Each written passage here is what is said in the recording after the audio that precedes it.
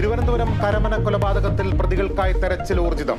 പ്രതികളെത്തിയ car കേന്ദ്രീകരിച്ച അന്വേഷണം. ഒരാൾ കസ്റ്റഡിയിൽ. അരുംകൊലയ്ക്ക് പിന്നിൽ കരമന അനന്തു കൊലക്കേസിലെ പ്രതികളെന്ന് DCP.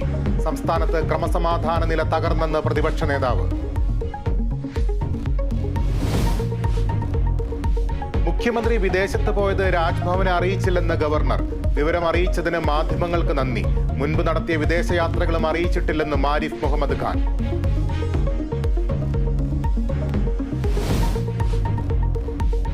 സംസ്ഥാനത്ത് മെയ് 15 വരെ മഴ മുന്നറിയിപ്പ്. ഇന്ന് 5 ജില്ലകളിൽ യെല്ലോ അലർട്ട്. പത്തനംതിട്ടയിൽ വേനൽ മഴ ശക്തമാകും. തൃപ്പൂണിത്തുറയിൽ കിടപ്പുരോഗിയായ പിതാവിനെ വാടക വീട്ടിൽ ഉപേക്ഷിച്ച് മകൻ കടന്നു. 70-കാരൻ ഷൺമുഖൻ പട്ടിണി കിടന്നത് 2 ദിവസം.